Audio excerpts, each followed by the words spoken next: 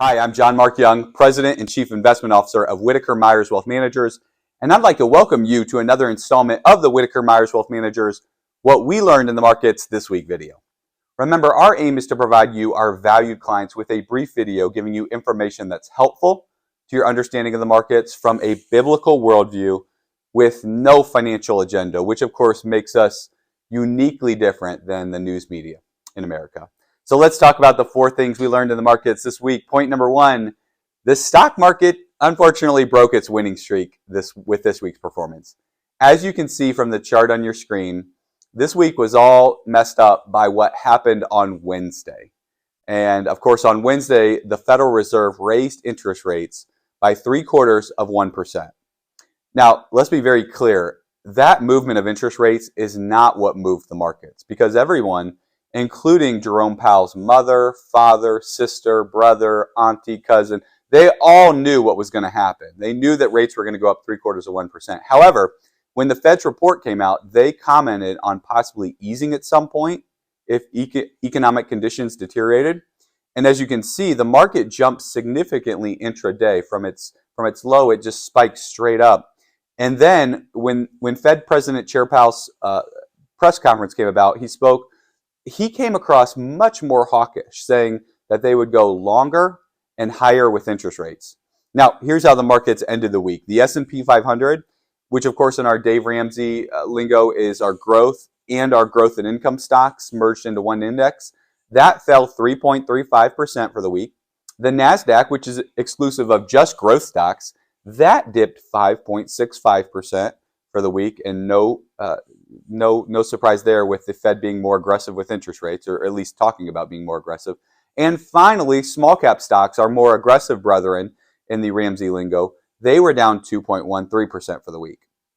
Now, point number two, in regard to Chair Powell's statement on Wednesday, he reiterated that it's premature for them to consider pausing their rate hiking cycle, let alone cutting rates at this point.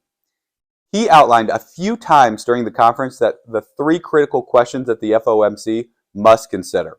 The first question he discussed is how fast should they raise rates, which he confirmed that he thinks their speed this year, which their speed, remember, has been 4 straight 0.75% increases, the most they've done since 1994, when they only did that one time. Again, they've done it 4 times this year.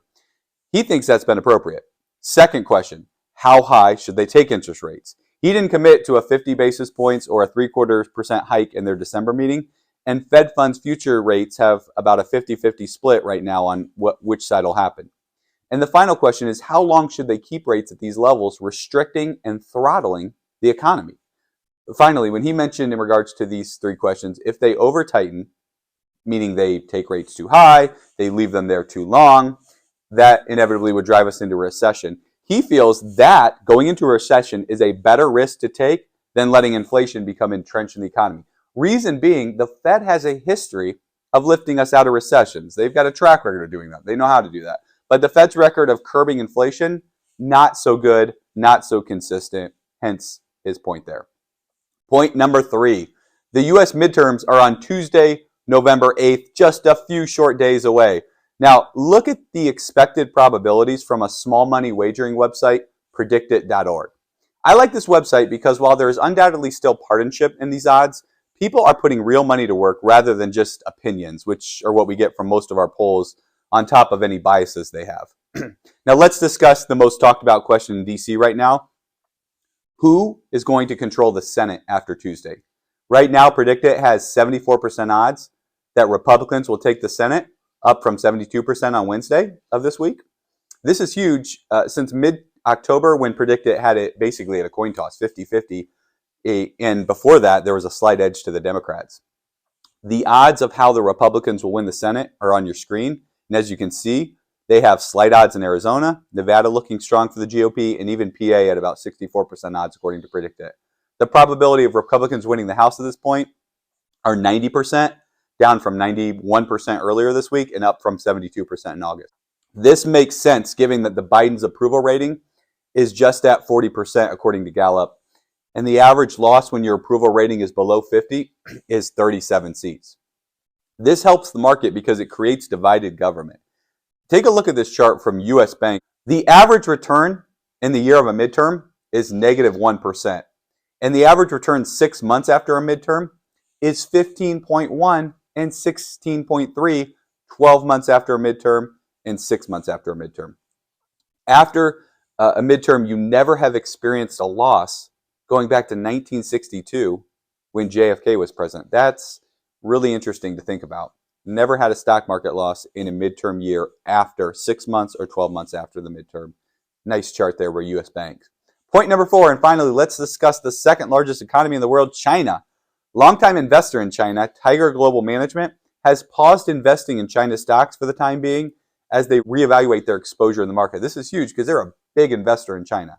Their concern is twofold right now, which is President Xi's re-election, which is outside of the China norms in terms of his time in office, but also because he replaced many cabinet positions with Xi loyalists, which have the potential to create geopolitical tensions across the world, including, of course, with us in the U.S.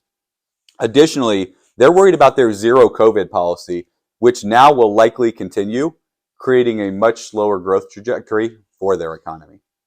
So those were the 4 things we learned in the markets this week. If you have any questions about the 4 things we talked about or anything else in relation to your personal situation, go to the notes section of this video where you can click on a link to schedule a meeting with any of our advisors, and certainly feel free to call us. You can also click the link for our blog. Our blog always has great content from our advisors about different things going on in the markets, or from a financial coach about different budgeting or money saving tips that you can take advantage of.